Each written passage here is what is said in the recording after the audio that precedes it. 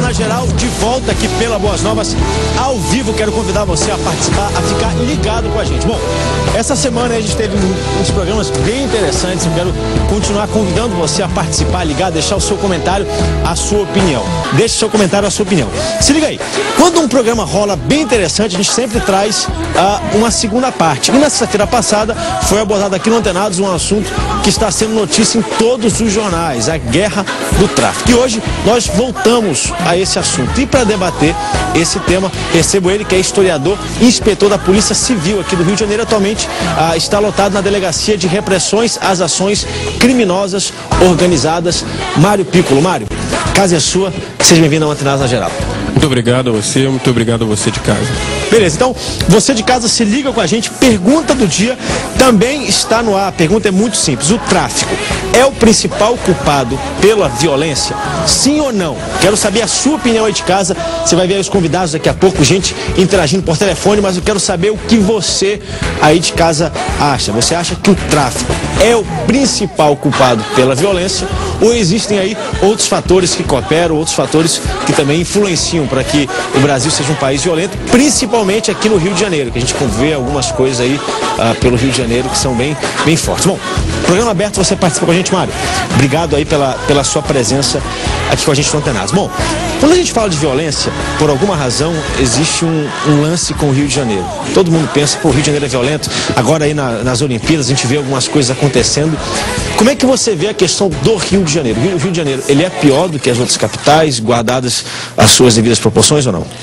O Rio de Janeiro, ele tem a maior visibilidade do país. Quando se pensa no mundo inteiro em Brasil, se fala em Rio de Janeiro. A cidade brasileira mais famosa do mundo continua sendo Rio de Janeiro. E a violência no Rio de Janeiro, ela repercute muito mais. É claro que a gente tem outras capitais bastante violentas, mas o que a gente vem debatendo aqui no Rio de Janeiro é que o Estado está cada vez mais desmoralizado. Por quê? Ao avanço da criminalidade, o avanço da violência, as quadrilhas estão cada vez mais organizadas, com um recurso, um capital cada vez maior. E a grande dificuldade é que o Estado não está se organizando para dar uma resposta proporcional à gravidade das ações que nós vemos implementadas pelos criminosos. Mas comparando o Rio de Janeiro com outras capitais, com outras cidades, a nível de Brasil, o Rio de Janeiro está assim, tão fora da normalidade? Ou como é que você vê a situação do Rio? O Rio de Janeiro está totalmente fora da realidade.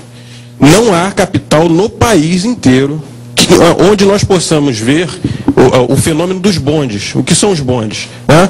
É uma verdadeira carreata, 4, 5, 6 veículos, né, roubados, com pelo menos 4 bandidos dentro de cada um, portando fuzis pesadíssimos, armas utilizadas em guerras, né, para praticar atos criminosos e circular livremente pela cidade. Enfim, o Estado do Rio de Janeiro, ele não tem sequer a posse das vias públicas, porque a partir do momento em que uma carreata, né, com 20, 30 elementos criminosos, passeando de fuzil, não é detectada pela polícia, ou quando acontece de ser conhecido, é encontrado, né, porque bate de frente, e aí há aquele tiroteio desenfreado, balas perdidas, pessoas inocentes sendo feridas.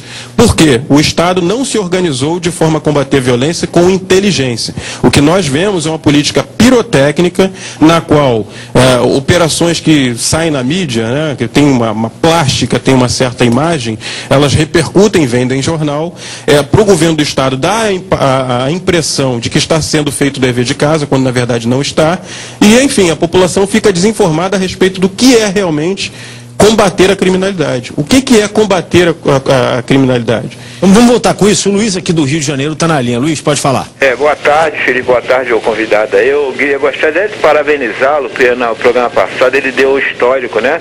De que ele acha que foi morador da Chatu, uma pessoa numa comunidade carente. Jacutinga e Mesquita. Mesquita, né? Que independente de morar, o homem não é produto do meio, né? Tá o exemplo que tá o nosso exemplo aí. A mídia, por exemplo, morreram 2 ou 3 policiais naquela operação. essas ONGs que falam da violência, essas coisas todas, não se manifestaram com relação a mortes policiais. Quando morre um policial, raramente dão essa notícia. Valeu, Luiz, obrigado pela sua opinião, Mário. Alguma coisa aí? Agradecer ao Luiz, agradecer aos telespectadores que realmente procuram se informar, né, e debater com clareza a questão da segurança pública. Uma grande dificuldade que nós temos para combater o crime é que o Estado, ele procura, né, através dos seus representantes eleitos, né, os nossos governadores, os nossos deputados estaduais, eles querem fazer políticas que deem a impressão de que eles estão fazendo o dever de casa porque eles dependem de voto. Só que segurança pública não é questão estritamente política eleitoral. Segurança pública é uma estrutura de Estado. E aqui, no Rio de Janeiro, a gente vê que a cada ano que passa, eles se equivocam mais. Bilhões de reais já foram investidos na segurança pública do Rio de Janeiro. Mas, apesar disso, a violência, a criminalidade só tem aumentado. Então, o que está errado? O que está errado é que eles têm investido em coisas, não em pessoas. Gastam-se bilhões de reais comprando carros, armas, munições, computadores e se esquece de investir no homem, no policial que vai dar o tiro, que vai dirigir a viatura, que vai operar o computador. Com isso, o que acaba acontecendo?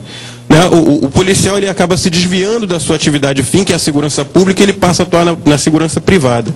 E isso é muito negativo porque ele acaba se dedicando mais à segurança privada do que à segurança pública.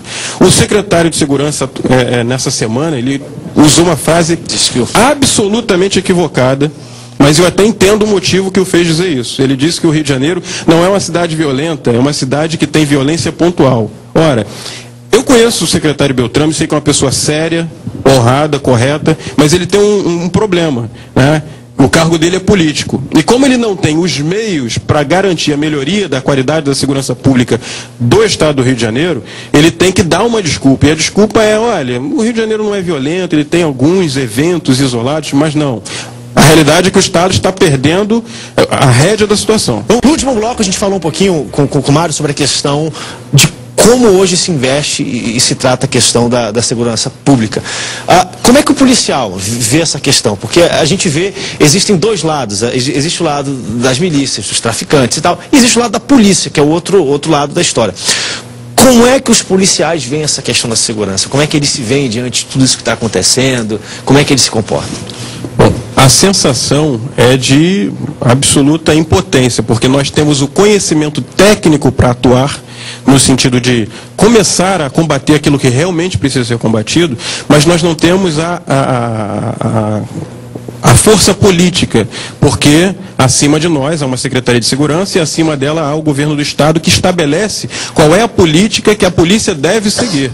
Então, equivocadamente, já há muitos anos, a polícia vive da eleição e caça do inimigo público número 1. Ou seja, existe um traficante que está incomodando, que tem muita visibilidade, comanda muitas comunidades carentes, e aí se elege esse cara como inimigo público número 1. Então, toda a atuação da polícia, ela começa e se encerra visando exclusivamente a prisão daquele indivíduo.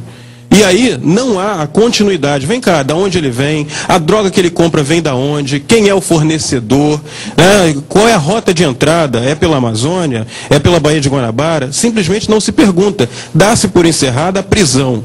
A conclusão das investigações, do combate àquela modalidade criminosa, simplesmente na prisão desse cabeção. E isso não é investigação, isso não é inteligência policial. Como é que você vê essa questão, Mário? Bom, em primeiro lugar, a gente tem que analisar do ponto de vista da desestruturação da sociedade carioca e fluminense.